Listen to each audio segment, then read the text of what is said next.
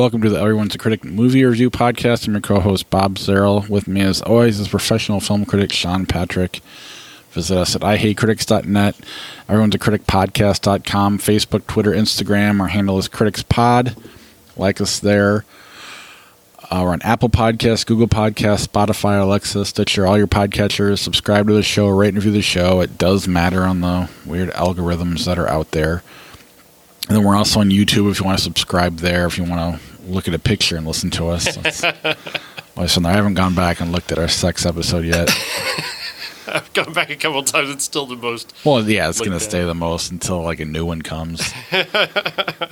When you drop like 150 episodes all at once, you're not going to get a lot of views. Mm-hmm. But going forward, hopefully it'll be there. But it's important to be on YouTube, I think.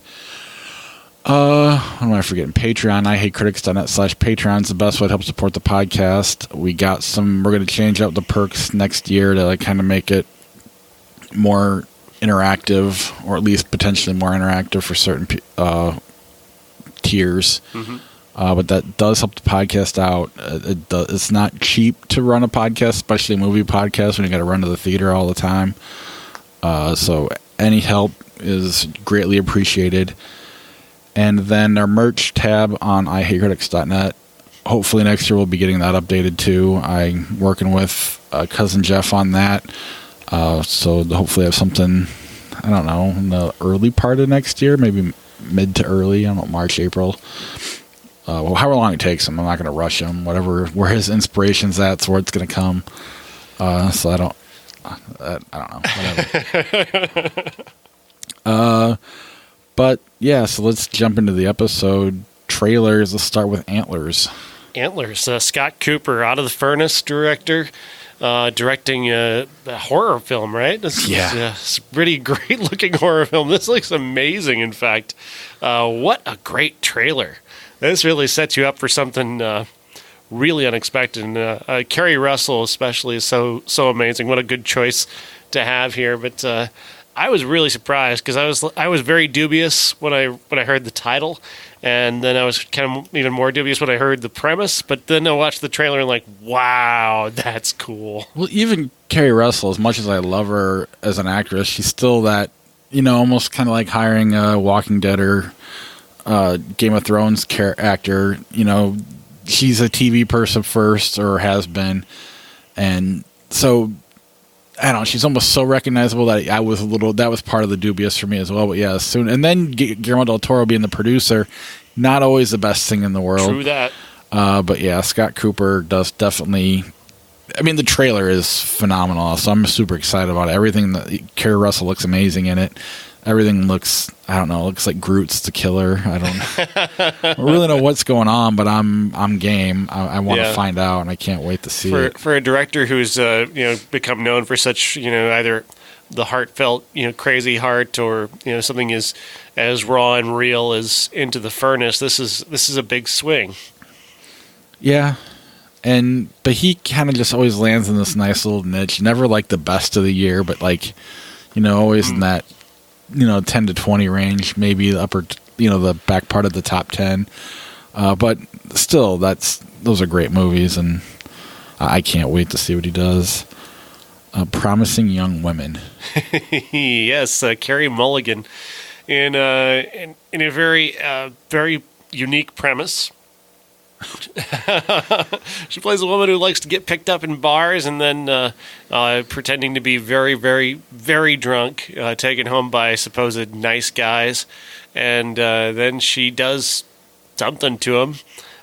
We assume that she's killing them, but the trailer is letting you kind of follow along and make up your own mind what's happening. And she's such a great actress. She's just so amazing. She's so. I tend to forget just how dynamic she can be, because sometimes she gets shunted into these roles that are kind of forgettable. I just love that she gets to play something here that's so vibrant and unique. She's one of the best parts of Inside Llewyn Davis, and everybody misses her in that movie. I think everybody misses that movie. Yeah, I actually just listened to one of the songs today on my drive back. this movie's not pretending to try to win anybody over. It has its audience picked out already. It's going to piss people off, the trailer will at least, and then they won't go watch the movie. But for, the audience that it's going for, it looks like it could be pretty interesting. And, just the casting alone with like Alison Brie and Connie Britton kind of as side characters, and McLovin and was it Adam Brody or there's Adam a couple Brody, other people. I'm curious. I'm definitely going to see it. It looks, I don't know. I'm curious where it goes beyond the premise. Yeah. But it definitely looks interesting, if nothing else. In the Heights. In the Heights, Lin-Manuel Miranda in a movie that also looks in its own way political. Because I think the Carey Mulligan movie is a political statement in its own way. This is much more of a direct political statement about immigrants and a kind of a rebuke of immigration law, and specifically right back in the face of this president in a way that is very subtle and not over the top, not name calling, but like, hey, jerks, these are the people that you're harming with your policies that don't take into account basic humanity. And I just love that. This is the best possible protest. This is just to show basic, decent humans being humans. And this is the thing that gets forgotten when we're trying to make policies that fit to laws and just working from words instead of just looking somebody in the eye. I would love to see somebody have to look one of these people in the eye. And I know that they've done that, because there's certain members of the other side who are putting these people in cages, specifically their children, and are somehow able to live with that. I just watch this movie and try and look at somebody's basic humanity and then tell them, get out of my country. You're a horrible human being. Yeah, I don't want to get super political, but it's very... Obviously, it's a complicated issue. Pretend it's don't just make it black and white. Don't just be like, nope, broke the law. I mean, it's not that black and white. And this movie definitely, I don't know. Hopefully it reaches the right people, but it's, again, probably fairly polarizing, unfortunately, even though it shouldn't be. It shouldn't even be political. It really does come down to basic decency. I'm imposing politics upon it, but I think that's... I know what you're saying. But and also, it's from the creator of Hamilton. That audience is going to love it just for the musical element of it. I'm curious. I haven't seen Hamilton. I don't know the songs, but there's been movies like La La Land that have won me over, and this looks like it could be something like that. And in a way, it looks kind of like Do the Right Thing meets La La Land. But I'm curious if nothing else. And it's summer 2020, so that means they're expecting, big audience for it, and I think they'll get it. They seem to believe in it, yeah. And then Ghostbusters Afterlife. I gotta ask, what do you think of this? I was shocked. You're a big Ghostbusters fan. I'm also a big Paul Rudd fan, so I'm on board. I like that they didn't show any of the Ghostbusters, Dan Aykroyd or Bill Murray. I like that it's kind of setting up for a new generation. I'm curious if they're going to ignore the women thing altogether. I'm not that. It doesn't. It doesn't appear. Based off of the trailer, I think they completely ignored it. I think that's got to be non-canon. I would say. Right, and whether they do or not doesn't matter. I'm not offended that they did it. Sometimes a lot of movies ignore remakes and sequels, so I'm okay with that. But it looks kind of like a Stranger Things version of Ghost, or It version, with the kids taking over, and then Paul Rudd's kind of the lead. Is it Timothy Chalamet? Is that the actor? Who's the kid? I can't remember the kid's name, but I've seen him in things. No, I don't remember his name. It doesn't matter. But I've seen him, and he's been good. Right. And so and Jason Reitman, for the most part, has been pretty lights out for me, and I'm excited about it. If nothing else, what about you? It looks interesting enough. I like the approach of I like the reveal of Egon's stuff. Right. I thought that was really, really sweet the way that they did that, and Red's reaction when he sees the ghost trap and thinking it's a perfect replica.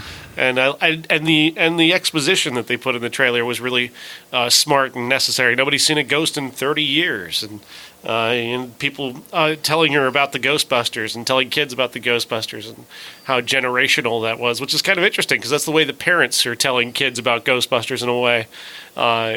It's something that's not of our time. So I dig that. I dig that approach to this. New York in the 80s, there were ghosts everywhere. Well, it's neat that they're not trying to make Ghostbusters 3 just like 1 and 2. It's like, it's its own, it's a Jason Reitman movie, which I don't know what that means, it's, but it's not an Ivan Reitman movie for sure. And I'm curious where they go, and I'm definitely going to be there to see. All right. The number 1 movie this week was Jumanji: The Next Level. Yes, and this is, of course, a sequel to the 2017 Jumanji Welcome to the Jungle, which was indeed canon with the original Jumanji with Robin Williams and Kirsten Dunst. And this time they're going back into the game because, what's his name? Kid from Hereditary. Alex Wolff's character. He returns home from New York and he's sad. He's missed all his friends, and they appear to be growing up and doing great things. And one of them's doing charity. One went to the University of Wisconsin. The girlfriend, Martha, is really thriving at school, and he's not. And he feels like he misses the confidence that being Smolder Bravestone gave him. And so he wants to go back into Jumanji to find himself again and find that confidence again. He ends up going into a broken game and into the next level, if it were, and actually not ending up in Smolder Bravestone. And instead, his friends show up and they touch the game, and it's broken, and they end up in the game in characters that aren't typical for them, aside from Martha, who ends up back in Ruby Roundhouse, Karen Gillan. Fridge ends up in the Sir Darius something, I can't remember his real name. The young actor who plays him ends up in Jack Black this time instead of Kevin Hart. And we don't know where Bethany went initially, and that's a fun additional mystery that they add to the story. And I loved the way that she's brought back into it later. That was really, really fun. But Danny DeVito and Danny Glover get sucked into the game as well as Alex Wolff's grandfather and his grandfather's best friend. They get pulled into the game, and they're Smolder Bravestone and Finn, and it's really fun. I really enjoyed this. Jake Kasdan is a really smart director who just knows how to make this movie really well. It's nothing special. It's not a memorable, wonderful, classic action film that needs to exist in any way, but it's while you're watching it, it's a lot of fun though. I had a great time. I love these characters, and going into this, I was really not expecting to care as much as I did, because I just don't want to. I was thinking we don't need another Jumanji, and now coming out of this one, I'm like, you know what, I could do another Jumanji. I liked it that much. I just don't know how you do it with the same humans. I can see keeping the avatars the same, but it's almost like you almost have a different group of kids. I think they tease it at the end exactly how they're going to do it.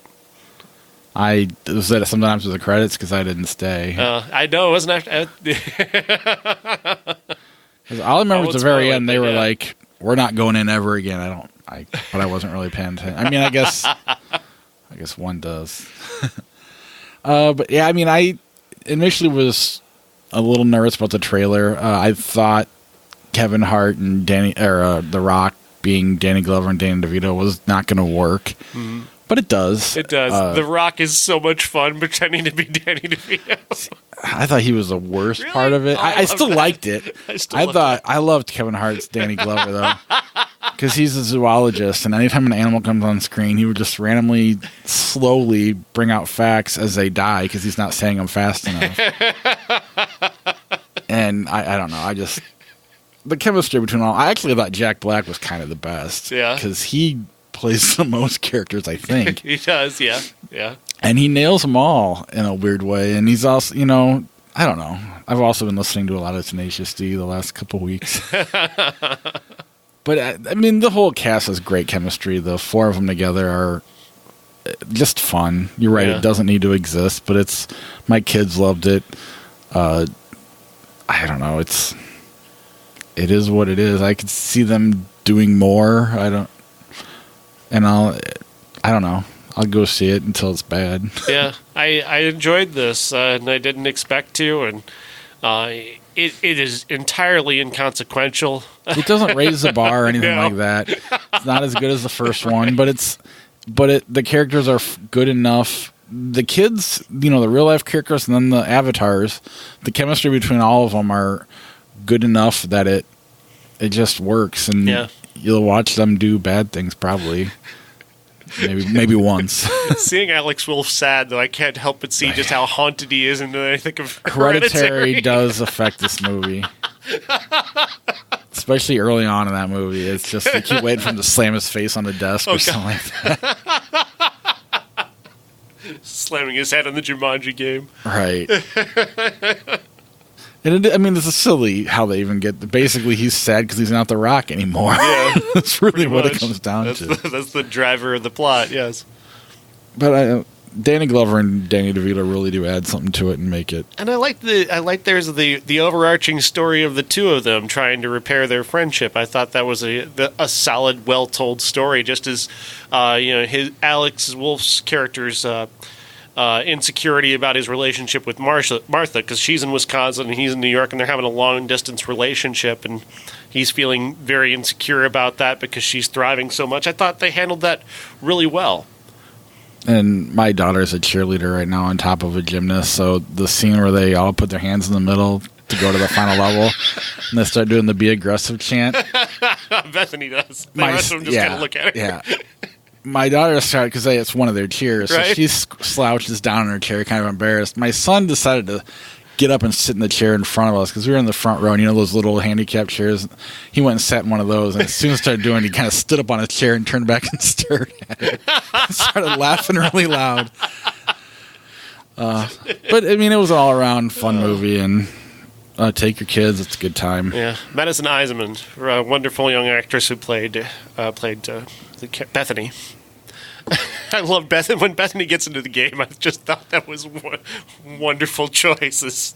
Yeah, I was curious what they're gonna do, and because at first you see her just kind of sitting in the basement, like, what the hell? Yeah. And how she gets in there is cool. Another Yeah. throwback to the second, or I don't want to call it the original, the Right. other one. Just good. Go see it. Richard Jewell. Richard Jewell. It's funny.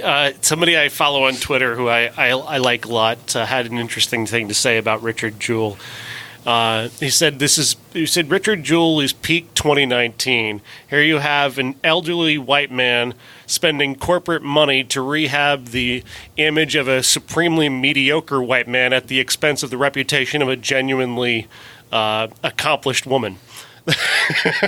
That seems. I was like, yeah, I kind of like that. I'm so angry at this movie that I really can't fairly judge it, because I think for the most part there's a fine movie here if they just make one specific choice that is so egregious, so amoral, so disgusting that I can't get past it. This woman is dead, and they're just going to just destroy her because she's a journalist, and that's their target here is journalists. So they're going after the media. When really it was the confirmation bias of the FBI that did this, not the media. Well, the media did it too, but Right. they picked on her. And the thing about it is Olivia Wilde's performance is very strong, and she wasn't wrong. Kathy Scruggs, the reporter here, she was the one who broke the story. She talked to whoever it was that she talked to, FBI, police, whoever it was, and they gave her the story. They gave her the scoop that, yes, the FBI was looking at this Richard Jewell, who everybody for the moment thought he was a hero. And he was in the end, but there was perfectly fine reasons to look at him. Yeah, the whole thing is they're not wrong at what they're trying to prove. They just went about it the wrong way. She never gave up her sources. She risked jail time and not giving up her sources. Mm-hmm. So we don't know how she got how the source, but that doesn't matter. Where the media messed up, one, it was a front page story, a big headline, making it look like but that, beside the point, it was still simply facts. He was a suspect. That's all that happened. It was the outlets that picked it up and ran for weeks, making up stories when nothing changed. That was where it became a problem. And they don't go after those people. They don't go after Tom Brokaw or anybody else that, sensationalized this story. And I don't know if she did some they didn't even if she did, they don't go after that. They just show her initial story. They show her looking at other stories, but you don't know that she wrote them. I know nothing about what she did after that, but that's where the media messed up. It was the 24-hour news cycles where they're sitting here and making it worse and worse. They're standing outside his house there, and 6 years later, when they caught the guy, he went and sued all the media outlets. All of them had to pay him except for the Atlanta Journal-Constitution. And they didn't at her request. She insisted that they not settle because what they had was factual at the time, and it was. So they just, I don't know, they just lost points. One, if what she did to get it doesn't make the story any stronger, any weak, it's just kind of, it doesn't change their point, It's just a cheap shot at her, and it's just a cheap shot at a woman who she's not alive to defend herself, for one thing. She passed away in 2001, and so that just makes it so ugly to me that they do this. At least if she were here, she could say, "Go fuck yourself." At the very least, she doesn't even get that. She's passed away, and so they get to say that she's a whore. They basically just get to say, well, that whore accused Richard Jewell of being a killer. And no, Clint, that's not what happened, you son of a bitch. And I'm sorry that I'm just angry. I'm too angry at that choice, that single choice that it's not even necessary. It's not even goddamn necessary to put that there. It's not goddamn necessary to portray her as having slept with this guy to get the story. That is not even remotely necessary. You can still make every other point in this fucking movie without doing that. And it pisses me off. Because it doesn't make their argument stronger in the movie. Even the cheap shot doesn't make, because they pick on one person as the media instead of the media as a whole. And that's the problem with the media, is it's the media as a whole, not any one person. Even when she goes to take the story into the office, she's got to convince her boss to run it. And I'm like, bullshit. If anything, he's like, well, let's put it on the, they're gonna, it's not like that.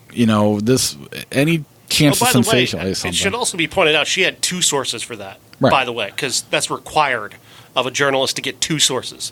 Not just one, she had two sources. But they're accusing her of sleeping with this guy and then running with that. So, again, total fucking bullshit. Right. Did she fuck them both? Is that your accusation, you fuckers? Right. It serves no purpose, and it hurts their argument. And it has become a distraction that affected the movie, because overall it's a pretty decent movie. If you get rid of that one, literally seconds, because you don't need it. No. She definitely knew the cops. She hung out with the cops. She was on the beat report in real life. She probably had relationships with cops, never for stories. There's no evidence of that ever happening. Right. So it's totally pointless. And then it does take away from the overall movie. But, I was talking to my dad about it today, and I remember, I know the name Richard Jewell, and it's a shame. The media really did fuck him over. But he didn't help himself. He said a bunch of stupid shit, and my dad was going, I can't remember him kind of doing things that made him look like he was guilty. And I was like, yeah, he did. He had a knowledge of the type of bomb, which he picked up a piece and took it home with him. He did stupid little shit that doesn't really matter, because, again, the FBI just had such heavy confirmation bias. They made up what they decided happened, and they were under pressure. And I don't care about the pressure that they were under, but they were under pressure to get this done.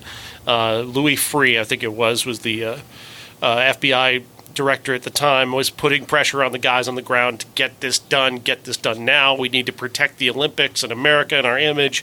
Get this done, and they settled on on this guy because it was the most convenient thing, even though a very basic test of the facts showed he couldn't have possibly done it. I mean, he couldn't have made the phone call and made it back to the bag. He couldn't have put the bag down without having been seen doing it. I mean, because he was everywhere. Everybody knew him. And that's the thing. I say that because everybody there knew him. Richard talked to everyone. So there was no way he was going to be able to lay that bomb himself and have nobody say, Richard, why are you putting that bag there? And if he had an accomplice, it totally ruins the profile they're trying to put on him. Because because again, the profile was a lone bomber, and he fits the thing of a lone bomber. But then, he couldn't have it. That means he couldn't have possibly had somebody with him helping him. And at one point, Olivia Wilde's character, she figures it all out, and she's trying to tell the FBI, and it's kind of, I mean, I don't even know what they're going for there at that point. And again, they shouldn't have singled her out. It should have been more of an attack of the entire meeting. On top of that, with the FBI character, John Hamm's character, they give him an out because he was there and his friends were, so they make it look like, well, it was okay that they messed up and picked him. And it is okay for them he should have been a suspect, yes. Yeah. But, and I don't know how long he's a suspect for. I remember it vaguely. I mean, it was one of those things where it's the front page when he's a suspect.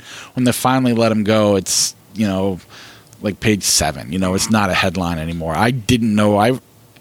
I knew Richard Jewell's name without this movie existing. I don't remember Kyle Rudolph's name. I wouldn't have known. I mean, you say it, I'm like, okay, now. But it's not as memorable. And that's the kind of thing that's just frustrating. When something, like I remember Pete Townsend from The Who got arrested for child pornography. Right. Big headline, cover story, Rolling Stone, whatever. Turns out he was writing a book studying child porn. That he was molested as a kid and he was writing a book about it. That book comes out. There's never another headline that says Pete Townsend cleared of child pornography. So there's people that still believe he's into child porn, and that's what frustrates me about the media. But they don't go there. There's so many things they miss the art boat on, and it affects the point they're trying to make, unfortunately. I was on the radio the night that this happened. I was one of the first people in our area to actually say on the air there was an explosion at the Olympics. How old were you? I was 20. What year was this? 96.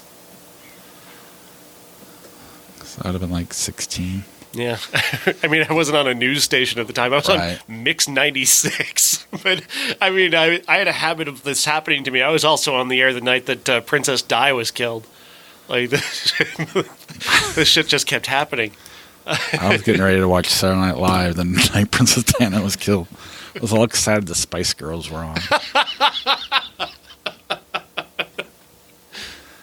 But yeah, Richard Jewell, a couple of stupid decisions have kind of affected probably the success of this movie. And now, I mean, it's frustrating because it isn't a bad movie. I know you kind of mentioned the guy playing Richard Jewell's in the Super Bowl, but it's the point, though. I guess. Sam Rockwell, I would say his performance was probably great if I could remember anything other than my blinding hatred.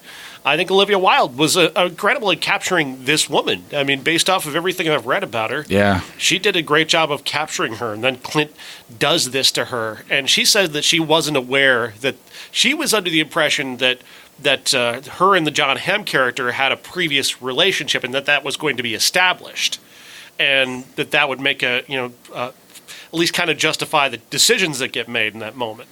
But Clint completely cuts out any previous relationship between the two of them. Yeah, all you know is they know each other, because they do, but there's no romantic link to them until that scene, which I could see shooting it. There could have appeared to be a link, but they just messed up, and it's unfortunate because it's a pretty decent movie.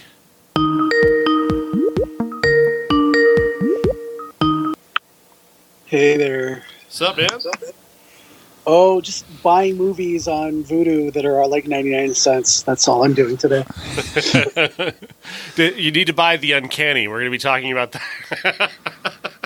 I don't know. You laughed when you said that, maybe. That's our classic next week, for real. Oh, okay. It's funny. It looks funny. Anyway, you know what else looks funny? Yeah, we've talked about Jumanji and Richard Jewell. Now we're going to talk about all the Black Christmases Yes, that ever existed. Cousin Jeff happens to be a Black Christmas expert. How many times have you seen the original?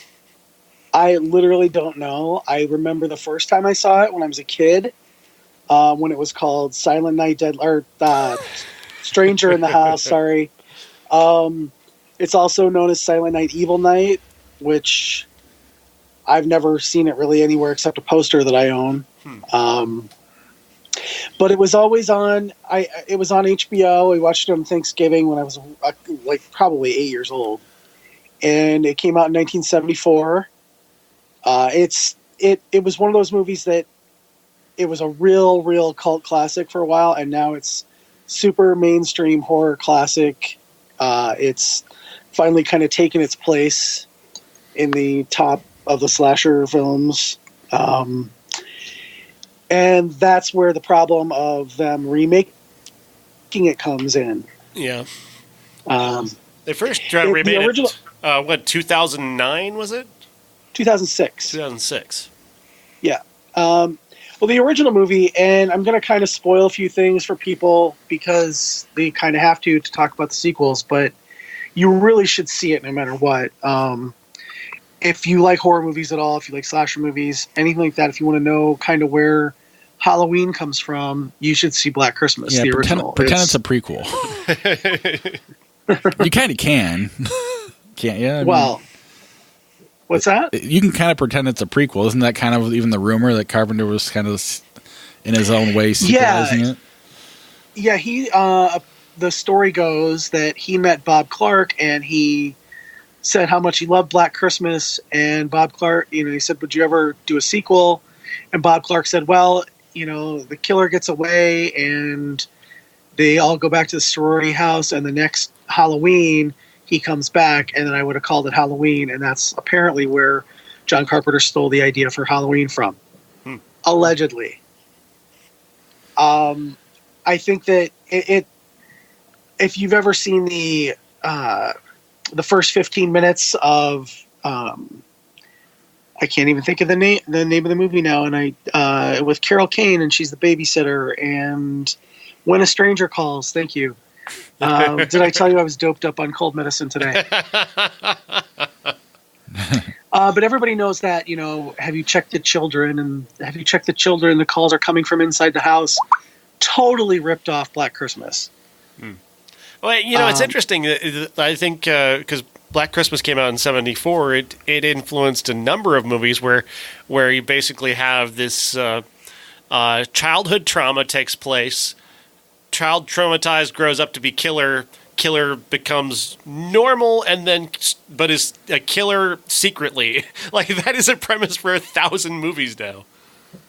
Right, but in Black Christmas, it started off with, you don't ever find out who the killer is. You only glean that from the phone calls that the girls get in the sorority house, which are pretty nasty. And if you don't build you build the story of what happened to Billy, who everybody knows as the killer now. You take his story from the phone calls, and that he's done something with his sister Agnes, you think. But you never know for sure. They never say, oh, Billy was this frat guy who did this to his sister, and they never explain it. And that's one of the best things about the movie, is it's a downer ending because you think that the final girl actually ends up dying based on something that John Saxon's character says. But you don't know for sure. It's an ambiguous ending, which some of the best horror movies are. The problem with the 2006 remake is it tried to explain all that. It tried to say, okay, here's the backstory in flashback of Billy, his sister daughter Agnes. That's like, wait, what? The mom just fucked the son, and the son has a weird liver condition that turns him yellow. And it was very hung up on the idea of eyeballs. Because of the most famous shot in Black Christmas is Olivia Hussey breaks down a door, sees her dead friends, and then the killer, you see his eyeball behind the door. And he's just whispering to her, and he's like, Agnes, it's me, Billy. And you're like, and I still get chills when I watch it. I've probably watched it 100 times because you just that idea of somebody's just on the other side of a door from you is pretty frightening still. Mm-hmm. And I think that's where the 2006 remake took all the eyeball imagery from, and just kind of really, really went there with it. It did, but it also gave you this extraordinarily generic cast of characters that not one of them to me stood out. Not just one of those girls stood out to me in that movie.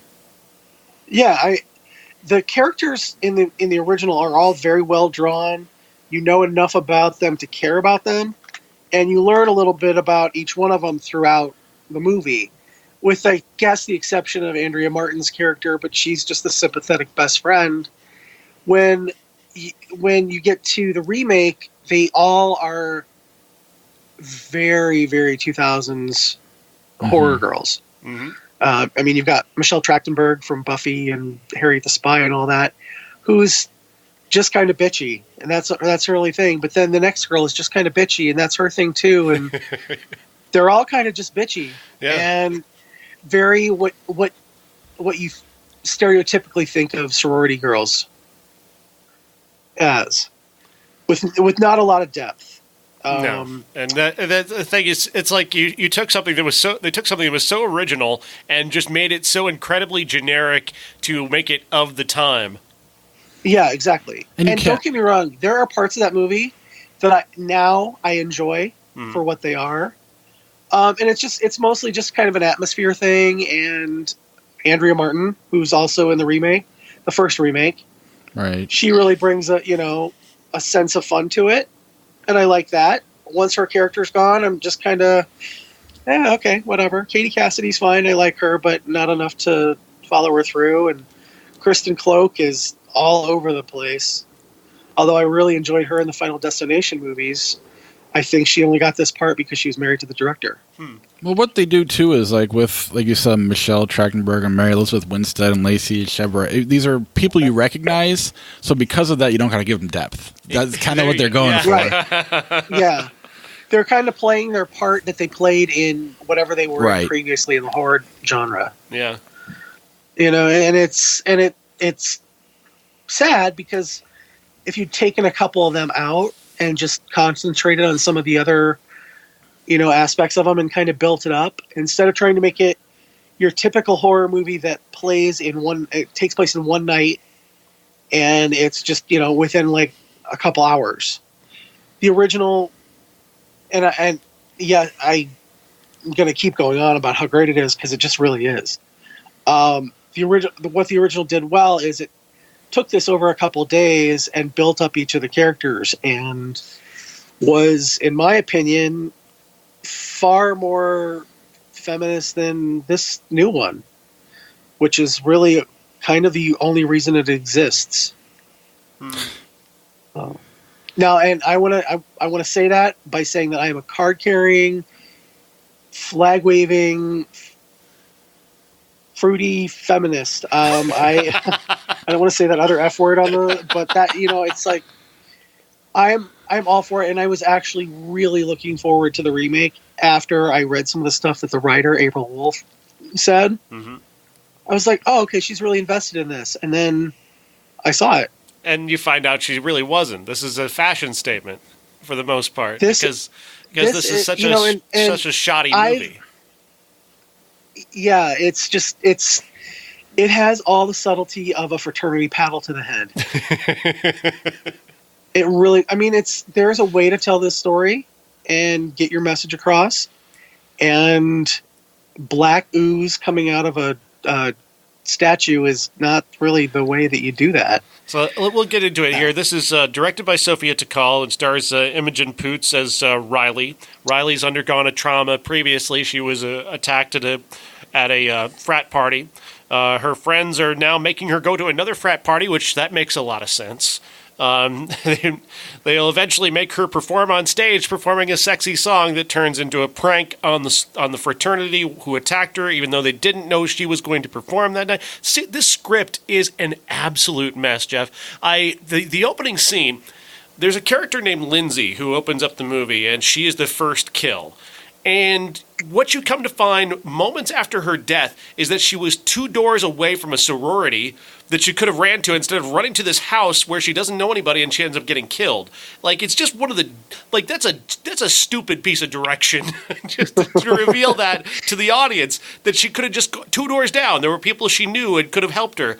But at the same time, the characters are so generic that I wasn't sure the first group of girls that we saw Lindsay talking to on the phone, were they the girls that we were following, or they're not the girls we're following? I don't think they were, because later on there's dialogue to explain that. But the dialogue, it's all so lazily put together, and it's all so sloppy that I couldn't tell hardly anyone apart. It's just, this movie is infuriating in just how ridiculously sloppy it is. And all of it is just trying to get to the point where you can get to this ending that, oh, by the way, this is a Me Too movie. Just at the end. I mean, I know it is early on because they got this prank thing where she gets on stage and they're singing this sexy song, Bob. And the sexy song turns into this thing where she starts singing about how this guy who's in the audience at this point raped her. And the sexy song becomes about them calling them out. And it's supposed to be this big moment, but first of all, she wasn't supposed to be singing that night. So was this the plan all along, or the girl? There's another girl who the character of Helena makes no sense whatsoever in this movie. The way she's used, because the idea that her use is so convoluted and makes so little sense. It's part of this just overall thing where they're just basically, I don't know. Do we spoil this? I don't know. You know what? At this point, yeah, I was actually engaged, and I kind of caught myself enjoying the movie for the first 2 acts, really. Mm-hmm. And I didn't, having seen the trailer and having thought that it gave away every little thing in the trailer, I wasn't really looking forward to it until like the week before, and then I was like, oh, you know what, I kind of want to see this now. The fact that it's a Me Too movie is fine. There are ways to do social commentary in horror movies, and that's one of the best things about horror movies is a lot of them are veiled social commentary. Ask Jordan Peele, ask George Romero. Mm-hmm. There are ways to do it. Well, and the funny thing is, we watched a trailer earlier, Jeff, for a movie that's going to do this same thing, and it looks like it's going to do it far better with Carey Mulligan. Okay, nice. It's called Promising Young Woman. Promising Young Woman. Looks really amazing. But it looks like a movie that actually put some thought into this idea, as opposed to this movie, which adopts it as a fashion statement for these characters. It looks like, just with having not seen it, but it looks like there's someone in a boardroom going, "We need to make money off this Me Too thing." That's the impression that I got. We got this IP that we think we can, put $5 million into. Maybe we can get $7 million back, which they did. And so I don't know. That's how I look at it. What I feel like, I've heard a lot, especially this weekend, because it's almost as bad as The Last Jedi, the way people are on Twitter about this movie. Yeah. If you didn't like it, you're a misogynistic pig. No, I just didn't like it. If you did like it, you're a social justice warrior. No, you have a different perspective. That's fine. If you like it, you like it. I liked it until the last act, and I just felt like, oh, okay, I get it. And I kind of assumed, based on the trailer and the advertising for it, that it was along those lines. I just thought there are more allegorical ways to do this. Mm-hmm. And it's just, like shouting it in your face isn't effective. And to make it, and it was kind of a cop out. If you're going to do that kind of movie and you're going to make it so that the men are terrorizing the women because, they hate women or whatever, do that. Don't make it a cop out that they're just possessed by these black oil X-Files tears. Right? That they're zombies, essentially. They're controlled by this black ooze that comes out of a statue of the founder of the college. The statue, which was removed from the public space because the founder of the college was a guy who owned slaves in the North, which is the one thing that did make me laugh. He owned slaves in the North, like that did make me laugh. But they protested that off screen before the movie started. They got the statue removed and moved to this fraternity, and where they discovered that inside of it is this black ooze that they could use to turn their fraternity members into killer zombies. And Jeff, I didn't understand the bit about why one of the characters has to gather gather materials from each of the girls to then take back to the fraternity. That made no sense whatsoever. I think they were just they wanted to make it supernatural so that they could hedge their bets against the bad men thing. Right. I feel like if they were going to do it, they should have just said, you know what, these guys are assholes and they're just killing these women because they're mad at them, instead of blaming it all on this black ooze that makes them into zombies that kill. Why did they call it Black Christmas? It would have been, I don't know. It's a great question. Exactly. Thank you. Because if they didn't, it'd end up on Netflix or Hulu, and you might see it, you might not. This barely... Wow. The only thing that I could find, there were a few tiny little bits woven into the story that had to do anything with the original, but there's no reason to call this Black Christmas except you're just using that IP. Absolutely. It was just a kind of a cash grab thing. They could have, it was more like the Skulls X-Files Christmas special. Skulls.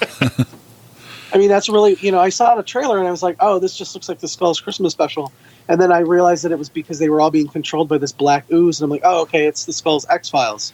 I get it. Okay. But it just... It should be... does this not infuriate you that they take this thing that's actually really good and then they go, let's add a supernatural zombie element to it? Like, what the hell? Absolutely it does. Because it just takes you... The beauty of Black Christmas is it could happen. I mean, it's a little over the top, the fact that somebody's crawling into somebody's attic and all, but it's grounded in a sort of reality where this one is just kind of throwing everything at the wall to see what sticks. And you made a great point there, about the cop-out aspect, because this gives them a way to disown the very thing that they're talking about. Now we've added this supernatural element, so we can disown any talk. No. See, they weren't rapey boys. No. They were controlled zombies. You see, so this whole point that you were trying to make, this whole Me Too girl power thing you're trying to do, you also put in this element that allows you to disown that. So it's cowardice on top of everything else, on top of being sloppy. And let's be real. I think that horror movies are even the ones where it's just cutting up stupid teenagers inherently have a feminist message, because the woman who is aware of her surroundings and aware of the world around her in general is usually the one who survives and is able to take on the killer, whether it's a mother who's taking revenge for her dead son or it's a guy who's just a psycho. Horror movies give women agency the way that this one takes away their agency by making it supernatural. Well, that's one of the things that I talked about when it came to Texas Chainsaw Massacre. The interesting part of that is that that is a movie that is so much better than other movies at talking about male fear of femininity and the male fear of not having mom.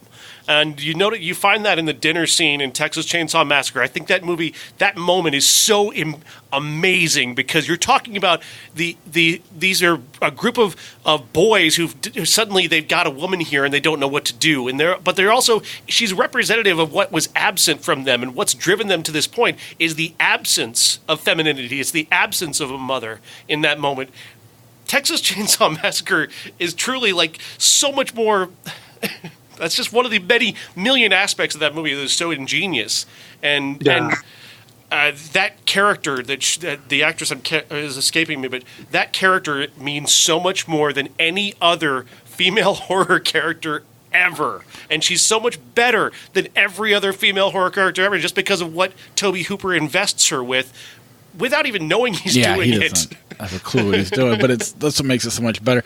And if you really look at it, between Black Christmas and Texas Chainsaw Massacre, every horror movie that, at least on the slasher genre, has pulled from the two of those, one in one way or the other. That's all I got. Yeah, no. The absence of motherhood true. and the fear of women coming together in one scene, so much better than anything they could have thought of for this idiotic Black Christmas movie. They don't have one idea that even remotely approaches those ideas from a guy who didn't even know he was doing it. Agreed. I really wanted to like this. I really did. I feel like the fact that it was originally an R-rated movie and you can see where they edited it to be PG-13. I don't know if that was, I've heard some people on horror Twitter talking about how, it's so great because then they can get teenage girls to see this movie, or I only want to see opinions about this from teenage girls. No, they did it because they wanted money, because they could get more butts in seats by making it PG-13. However, it looks like they just edited it with a pair of scissors. Jeff, every time they're going to show any bit of gore, they cut away. Yeah. There's no trying to disguise it or anything like that. And the first one, the original, not a gory movie. There's just a little bit of blood in it. And it's more effective as an R-rated movie because you are able to bring that tension up. Just a quick little story about Jeff here. A few years ago, it's going back a long time ago, 10 years ago or so. I went to Chicago to see movies, and I was going to stay at Jeff's house. And it's about Christmas time, and I'm sleeping on Jeff's couch, and I'm literally like we're going to bed. We're calling it a night, and he goes, "You know what you should do is you should fall asleep watching Black Christmas." I know you're going to bed. I'm just going to put this on while you're going to bed. And were you disappointed? Were you not entertained? I'd seen it before. It's one of those movies. I only watch it from Thanksgiving to New Year's, and I usually watch it 2 or 3 times. Yeah. There's so many good horror movies that take place at Christmas time, and I was hoping that this new Black Christmas would be one of them. But I think if I'm going to watch something, that's a feminist movie that takes place at Christmas time, it's going to be the original. The fact that for the time it was 1974 and she was going to have an abortion, that was groundbreaking. Mm-hmm. This is coattail writing, in my opinion. Pretty much. Hey, Jeff, do you have any idea what a Diva Cup is? I do know what a Diva Cup is. It comes up in the movie for some reason, and I don't understand why it's here. It makes no sense. So the Helena character is gathering things from each of the people who are going to be murdered. One of the things she gathers is something called a Diva Cup, which apparently goes at the front of the vagina, in the vagina. I don't know. Like a pea standing up? I don't know. But the bottom line is she steals it from one of these characters. That character ends up getting killed. But I don't understand. Oh, somebody else had one and just gave her that. And I'm like, how? What? I don't. So. Did you just Google it, Bob? Yeah, it's kind of a menstrual. I don't. Yeah. Is this the type of thing that another person would share with you? Like, I don't understand. I don't know if you just. I imagine you throw them away when you're done. Maybe not. No, this was her personal one. She was very specific. She had to have this one, which reusable, leaves no trace of residue after use. My wife's, she's had her uterus taken out, so she doesn't get her period anymore. But I'm sure so I don't know much about the stuff. She's gonna love hearing this. She doesn't listen to the podcast, but basically, it's something for that. Wow. And my daughter's not old enough yet, so I'm a little removed from that. It means nothing, but it was just one of those another one of those idiotic, sloppy elements of this movie that makes no sense. Well, Characters whole, show up in it was places like characters show up in places where you don't know they're going to be, and they're conveniently placed. The Helena character especially is conveniently placed at one moment to prevent the movie from being stopped by a plot point. And she didn't know she was supposed to be there at that point. She didn't know that this other character was going to be in that spot at that moment. But the plot needs her there in that moment to do something, and so she does it. And it's just, I hate that. It's one of the biggest pet peeves I have about movies. It got to the point where I was the only. I was calling the characters by their actor names because Imogen Poots was just. I just couldn't, So much better she was the than only this. one I knew. She's so much better than this. She was in Green Room, and that movie does this better. Well, I hate to blame anybody involved because this is clearly the studio. When you go from R to PG-13, when you're trying to monetize Me Too, when you're using an IP that makes no sense to this movie other than the fact that it's Christmas and a horror movie, this is all studio 100%. And if it weren't for Richard Jewell, this might be my worst of the year. Richard Jewell's better than this just because they fuck up. Yeah, but I don't have the fiery, passionate hatred for it that I do for that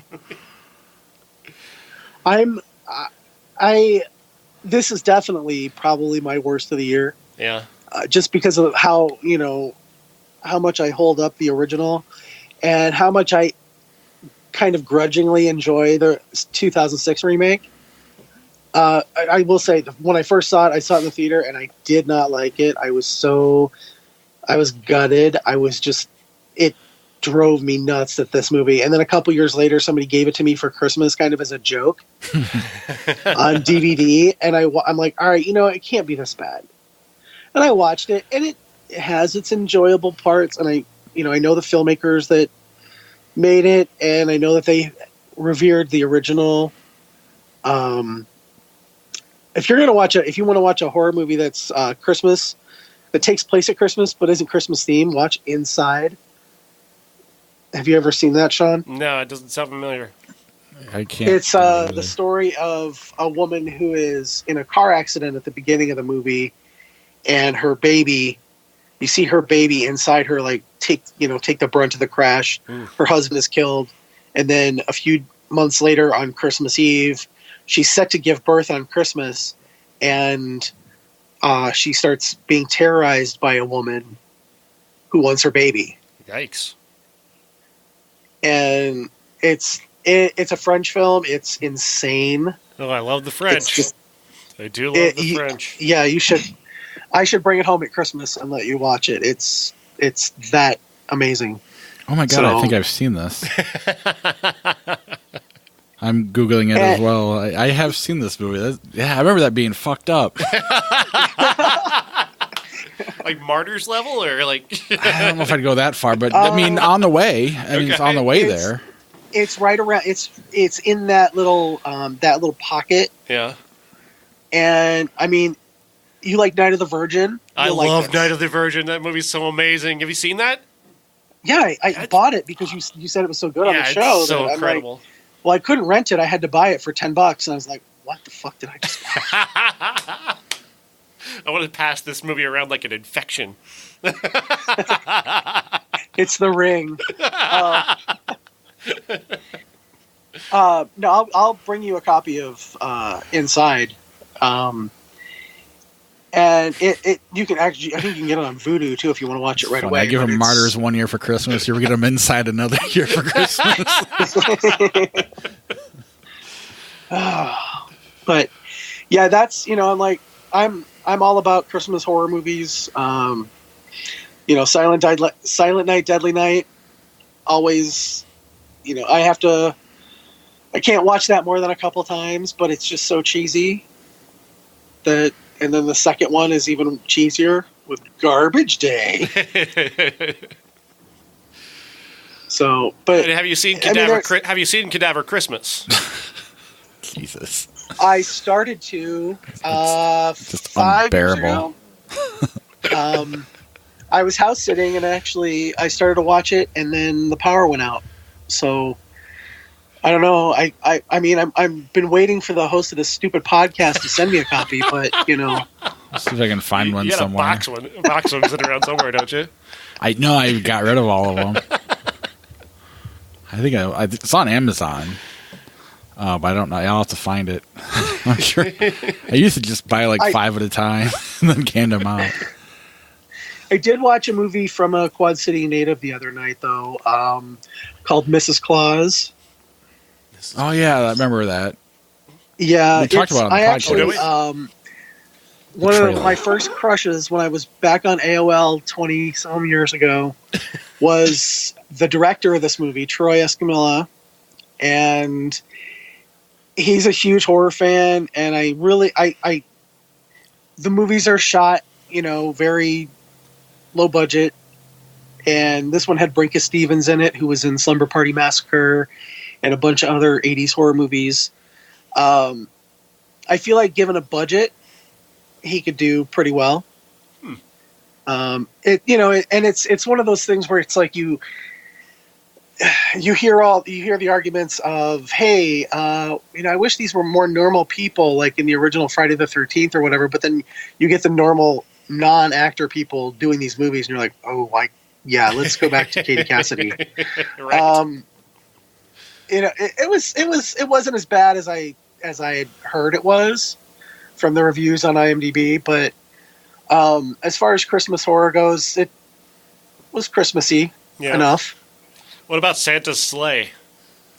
I love that Oh movie. God, Bill I feel like I Goldberg? saw that a long time ago It's at a fantastic. friend's house. I never understood. I don't understand the premise. Just Jewish Santa's Santa Claus? Yeah, Santa's just killing people, just And brutally. he's Jewish. Yeah. Just brutally murdering people. He's played by a professional wrestler. This is why I'm aware of it. Well, James Caan's in it Goldberg, too. I also watched Rare Exports. Love that Have movie. you seen that? Yes, Not aware of that one, no. it's awesome. It's a pretty good movie. It's on Prime. You can do you'll do well to watch it with an open mind because it's a little nuts, but basically they find the grave of Santa Claus in Finland. Okay. So, I mean, yeah, watch that for sure. If you want other holiday horror movies, there's Red Christmas with Dee Wallace, in which her partially aborted baby comes back years later. Well, all right then. That one is like, what the fuck is going on? The Better Watch Out. There's all the creatures were stirring. There's just tons of Christmas horror movies out there. Nothing, of course, tops the original Black Christmas, or even Silent Night, Deadly Night 1. I think the ultimate Christmas horror, though, is clearly Santa with muscles. Hulk Hogan. Hulk Hogan movie? He stars in a family comedy called Santa with Muscles, and I've never been more terrified in my life. Jesus Christ. I will say I'm on Amazon right now. A Cadaver Christmas is $55 if you want to buy it, or it is available on Prime. So for all you out there who want to watch it, as is Mrs. Claus, if you want to support the Quad Cities.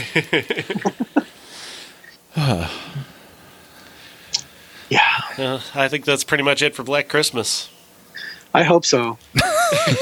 We're gonna talk about another horror next, Jeff. We're gonna talk about Driving Miss Daisy. Yeah. Yeah, I'm I'll going let to you let out. you guys do Yeah. that one because I turned that one off halfway through. I do too. Not me. All right, thanks, Jeff. Thanks a lot. All right. Talk to you later. Bye. Ladies and gentlemen, this is the main event for the linear, legitimate, and universally recognized, undisputed classic. Okay, so here's the deal. We didn't have a classic. We were gonna. Right. I guess we were gonna do Black Christmas, but both Sean and I forgot we promised Jeff that. So you just kind of heard a little bit of Black Stop Christmas. lifting the veil. But Driving Miss Daisy turns 30 this week, and neither one of us were going to watch it. Right. So we're like, well, what if we just make it the classic? It won the Oscar. We should at least give it a shot so we can talk about it on the show. So, Driving Miss Daisy. Driving Miss Daisy stars Jessica Tandy in her Academy Award-winning role as Miss Daisy, who is the patron. She's a Jewish woman living in the South who crashes her car and needs to be assigned a driver because her son, played by Dan Aykroyd, Booley. Right, that's his name, Booley. He's worried that she's going to hurt herself, so he hires a driver for her. Morgan Freeman is that driver. And he drives her. That is basically where this goes. That is all the conflict that you're going to find in this unwatchable movie. 1989. What the hell were you people thinking? Just what was it about this that you go, you know what? This is the vanguard of cinema right here. This is the ultimate accomplishment that we've made in 1980. I realize this is an incredibly mediocre year for movies. I realize that looking back on this, what we've watched this year, I can recall Sex, Lies, and Videotape. That's pretty much like Do the Right Thing. Do the Right Thing. There you go. That's it. Those are 1 and 2 for sure in terms of like memorable classic movies. This is a bad year for movies, but Driving Miss Daisy, and it just gets more egregious when you think about Do the Right Thing came out the same year, and they awarded this. You broke me, Bob. You broke me on the Oscars. You did. You've ruined the Oscars completely for me. Well, that's a good thing. I broke you on Crash. It was Crash first, and then I always kind of had the Forrest Gump thing in the back of my mind, but until we had this show, Forrest Gump really hadn't hit me how much I hate Forrest Gump. Green Book last year. Which Green Book is a lot. It's way more watchable, but it's just this. Like Driving Miss Daisy it just exists. There's nothing wrong with it. It's watchable enough for what it is. I think the acting is superb. I think Morgan Freeman is amazing. I would have been okay if he got an Oscar for this. That said, no one is talking about Driving Miss Daisy now. They are talking about Do the Right Thing. They are talking about Pulp Fiction. It's amazing how little people are talking about Driving Miss Daisy. I did a search on YouTube, like I tend to do, and I like to look at YouTube reviews. I like YouTube critics. They're often very, very interesting and insightful. No one has talked about Driving Miss Daisy in the last 30 years. No. You can't find one person under the age of 30 who has talked about this movie. The last time anybody talked about this movie was in Living Color in 1992 when they did 2 sketches mocking the hell out of this movie. I will say when we talked about Green Book, I mentioned Driving Miss Daisy. Is that what this movie is kind of what that was 30 years ago? Because I have never seen it. And Green Book's kind of, it's just a safe movie you can't hate, and when you start to hate it, it's because it's, getting more attention than Hereditary and all these other great movies. I think part of the problem, too, with the Oscars is since we've been doing the podcast, for the most part, more than not, we've agreed on the best movie of the year. Yeah. I think you had Jobs one year and I had something else, and then that might be it. Otherwise, we've been pretty right on. Especially when it comes to like the great, where we align in terms of interest is at our favorite stuff. It's right on, and I think that has helped too because for the most part we've not won an Oscar. I just every time I think of the recent past of the Oscar, The Artist, The King's Speech, does anybody remember those movies in any way? But then can you tell me the premise of The Artist right now? No. Is that the silent movie? I think yes, it was with the French guy, right? That nobody remembers. But I do know that Gone Girl didn't get nominated. Hereditary didn't get nominated. Nope. Midsummer's not going to get nominated. Nope. I don't remember if Arrival did or not. It didn't win. Nope. It did get nominated. Yes. So I mean, a lot of they've just not.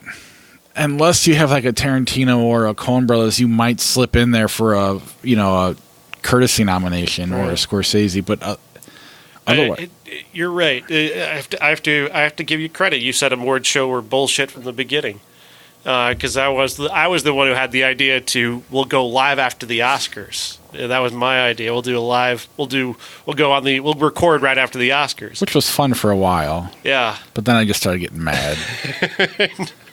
because I grew up on the Oscars. I grew up having Oscar parties. Like for the year that the King's Speech won, me and my sister and our friends got together and I bought a cake that had the Academy Award nominees listed on it. I loved the Academy Awards. I just never thought about the Academy Awards really. And now that I'm thinking about it, like, it's just making me hate everything about it now that I'm really thinking about it, and really just this Driving Miss Daisy has broken me. It broke my ability to give any credence to the Academy anymore. And I know that should have happened with Brokeback Mountain getting beat by Crash. That should have happened with Pulp Fiction losing to Forrest Gump. It should have happened with whatever Green Book beat last year. It should have happened then. Hereditary. Exactly. Yeah, I've settled it. Like in the past 4 years, I've just simply settled for the fact that the movie I love wasn't even going to get nominated, and it never occurred to me that I should blame the Academy. That I should finally be upset. But now I'm upset. Like, I know Midsommar is better than just anything else that's been made this year, and it's not even going to get talked about. And if there was consistency, I kind of look at like the Rock and Roll Hall of Fame, where at one point Kiss wasn't in and Rush wasn't in. So I'm like, well, is it because it's a popularity contest, or is it because there's talent? You got the popular band in Kiss, and then you got the talented band in Rush. Neither one of them are in. So why? What are you judging this on? And it's kind of like that with the Oscars. It's like, you got The Godfather, and then you got Driving Miss Daisy. They get it right on occasion. Right. But in the end, it doesn't matter. These are the people who know more about making movies than anybody else in the world, and they end up settling on the safest possible choice every single time. Just like the public who goes to the movies chooses the least controversial, the movie that has the 4-quadrant appeal to everybody. Everybody likes every movie that they see for the most part. This is a thing that I've noticed a lot lately, is that I rarely ever hear anybody say how much they dislike something anymore. And that really worries me now. The more that I think about it, like, this Driving Miss Daisy thing has broken me in such a way. I'm going, does anybody hate movies anymore? Am I the only one? Because I get constantly, when I'm when I'm on the radio talking to people about movies and I say, this movie isn't very good, I keep hearing from people, instead of just, they won't say that they hate anything anymore. Yeah, I mean, here's where I'm at with it, and I've said it before, but like, we just got done talking about Black Christmas. Something like that, to me, is not even worth hating. It is a product that is simply there for making money. So it just kind of exists. It's what I end up hating is something that just like a Crash, or they are trying to make something great and they just fail miserably. A Forrest Gump, something like that. That's actually not, it's like a step away from being great, but there's just something that they didn't get right, and people think it's great, and because they think it's great, that's what really makes me hate something. It's not. Yeah, it's not Little Nicky, because I don't. Of course, it's bad. It's not worth talking about. No, it's the older I get, the more the safe and the bland bother me that much more. Like, this movie is safe and incredibly bland. It goes down very, very, very smooth and easy and forgettably. And it's a narcotized movie for a narcotized audience. And then we made the joke years ago on the podcast, this Gentle and Pleasant movie that Josh tends to like, about old people cooking. This, I don't want to call it the first one, but maybe it is. That movie's come out once a year since then and not gotten the love that Drive Miss Daisy did. But, the only thing I can think of is that, the performances are good enough. I really don't know. I do think the acting is good in this movie. I don't think it's a bad movie. I just think it's not even Glory. It's not. There's so many movies. Batman was better than this movie. Honey, I Shrunk the Kids. Honestly, yes. The Batman. Batman. You know what I'm going to do, and I'm going to promise it right now, is that part of our year-end stuff is that I'm going to redo the '89 Academy Awards. I'm going to redo the whole Best Picture, Best Actor, Actress thing, and actually correct their mistakes. Well, Do the Right Thing. Do the Right Thing is going to get a Best Picture nomination. Batman, Sex, Lies, and Videotapes. That's it. Andie MacDowell wins Best Actress. the way the world should go. Yeah, Spike Lee, Best Director. Yeah, it's Don't stop stealing my thunder. I'm going to do this. it's not hard. At least those three. I don't know. lasted halfway through this movie. How does Driving Miss Daisy end? She has dementia. He goes, actually, she dies, and then Morgan Freeman gets really old, which I don't know how old Morgan Freeman is when this movie came out, because he's still alive. At one point, he's in his 80s, I think, maybe 90s, because they do fast forward quite a bit, and his son's driving him around or whatever, but it just, I mean, she gets dementia. He goes in there one day, and she doesn't remember who he is, and it's not overly emotional. It's just kind of like, all right, now it's another day. It's like literally, it's basically like watching your grandma go through the day for like the last few years of her life or weeks of her life. I mean, there's a little thing they try to do with Martin Luther King in it that, you know, it's, I don't know, it's Yes'm? Right. If I heard that one more time, I was going, yes'm? Oh my God! This movie. I just can't with this movie. Basically, I mean, this is something I texted to my sister while I'm watching this movie. 53 minutes into the movie, and Miss Daisy is telling the story of her first trip to Mobile, and I'm begging God, the God I don't believe in, to let me join him. It was pretty hilarious when she backed off out of her driveway and fell. That was kind of the highlight of the movie. Old people driving. There's no tension. There's no story. There are people speaking in an exaggerated and theatrical fashion, but nothing is happening.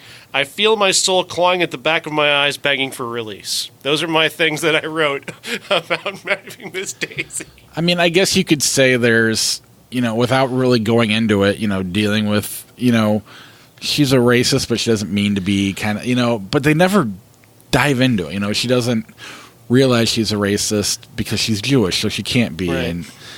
But again, it's not something they address. Let's look at the filmmaking, too. How bland is the filmmaking in this? I mean, Bruce Beresford's direction is incredibly dull. The sets are not that interesting. The direction, the camera angles aren't particularly interesting. The editing choices aren't really very interesting. The driving scenes are monotonous. I just am so blown away by how silly and just not good this is. The only thing that's really good is the acting. I think their chemistry is pretty good. I would pick Annie McDowell over her to win the Oscar, but I didn't. I thought she was good in it. I think Morgan Freeman was the best part of it. But again, I mean, I don't know. I would be okay if he won an Oscar for this, to be completely honest with you. The movie itself, though, was just I didn't need to watch it. Yeah, we made a terrible decision. Well, I mean, you got to watch everything at some point, don't you? What else came out in '89? The Wizard. You don't remember this at all, do you? It's Fred Savage as a video game player. That's pretty much all. Well, I his remember. little brother is like a savant, video game savant, kind of. Okay. And Mario 3 is Nintendo funded this whole movie because Super Mario 3 was coming out, and there was a big video game award competition at the end, and he destroys Mario 3, and everyone went out and bought Mario 3 afterwards. It was fantastic. Christian Slater, Beau Bridges, go see it. I love The Wizard. We're No Angels. I don't know if you remember that one or not. Robert De Niro and Sean Penn. It's a comedy about a couple of guys on the run who hide out in costumes, right? Yeah. No, that's a different movie. I can't remember what movie. But it's got De Niro and Sean Penn in it. Yeah, that is the movie. And Okay, that's... yeah. They're hiding out as priests. Right. And I don't know, if with those two in it and it's not overly memorable, overly talked about, it can't be that great. Enemies, a love story. I don't know what that is. Sounds familiar, but I don't recall it well enough to tell you what it's about. We had Glory as a classic before. I believe that came out this weekend. Denzel won the Best Supporting Actor for that. So Probably deserved. I mean, we talked about that. It's a solid movie. It's a well-made film, and certainly, I mean, good God, is it better than this?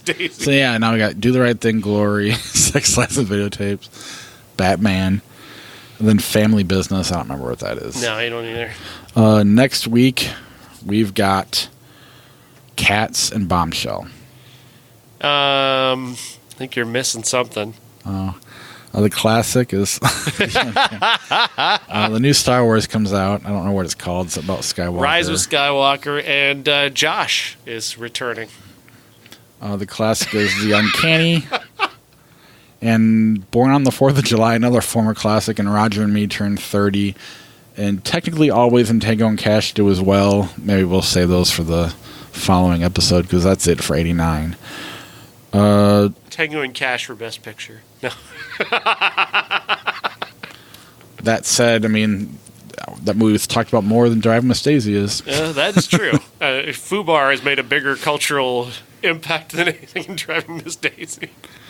All right, I want to thank our Patreon supporters, our Key Grip level, Charlie Messing and Jason Bryant. At our craft services levels, Zach Codemaker. At the character actor level, Josh and Beth Paul, Christina Cato and Cousin Jeff. And at our site, special effects level, Corey Finneran and Sarah Morale. If you want to be a Patreon supporter, head over to IHateCritics.net/Patreon to get a credit on the show. My wife is texting me. Okay, you want to play Flick Chart? You got to get going. I'm good, yeah. All right. Come on. Flickchart.com. Log in. And we've got Midnight in Paris, True Lies. Midnight in Paris. I love that movie. I haven't seen it, so I'll just go with it. Shrek the Third, Elf. Do I hate Elf or do I hate everybody who likes Elf? Everybody who likes Elf. And Will Ferrell yelling. It's probably projecting that on this movie. I'll go Shrek, maybe, just because I don't know. Elf's not. I love Favreau. I don't think he gets as much credit as he deserves. But Shrek wins. I think he's a really good carpenter. He is. He's a kind of a visionary in his way. And I don't think that's a bad thing. It's just a different thing. I think Eli Roth's a better carpenter than artist. When he tries to be an artist, his movie sucks. When he's a carpenter, they're pretty decent. AI, Pit and the Pendulum. AI. I don't know if I've seen Pit and the Pendulum, so we'll let AI win. The Day the Earth Stood Still, Gandhi. Which Day the Earth Stood Still? 2008. I'm supposed to say Gandhi, but I tend to fall asleep during Gandhi. And yet, hey, look, another Academy winner. That we've been avoiding like the plague. Right. I'm going with the other movie. Day the Earth Stood Still is not terrible. I like Keanu. I like him more and more, even though I don't go to a lot of his movies. I still haven't seen a John Wick movie. James Bond played before Jumanji, and my son kept trying to put James Bond and John Wick in the same movie. He didn't understand they were two different things. Having seen neither one of them, mind you, just knowing that they exist.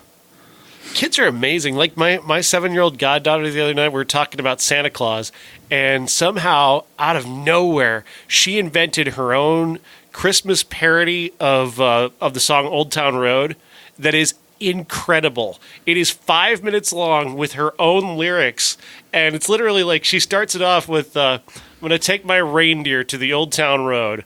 This is the first line, but then she gets to the chorus and she's like, I've got the presents in the back and the reindeer in the front. I'm like, what? Like, that's amazing. You thought of that? Did she write it out, or was she just kind of? She was doing it right off the top of her head. That's insane. I know. Kids are incredible.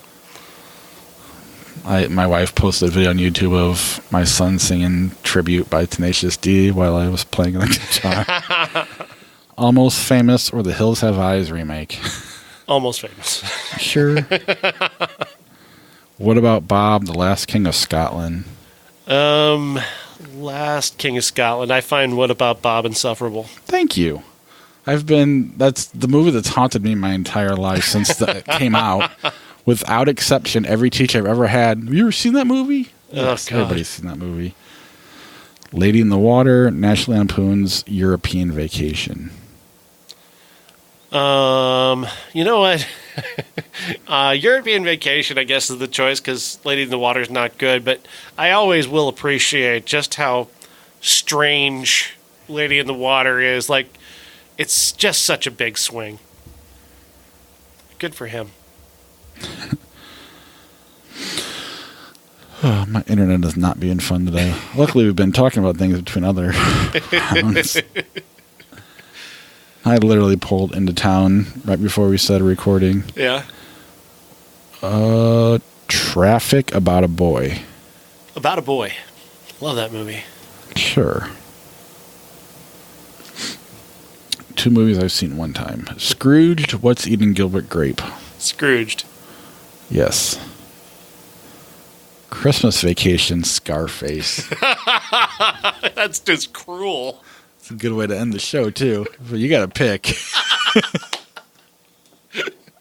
Scarface. Asshole.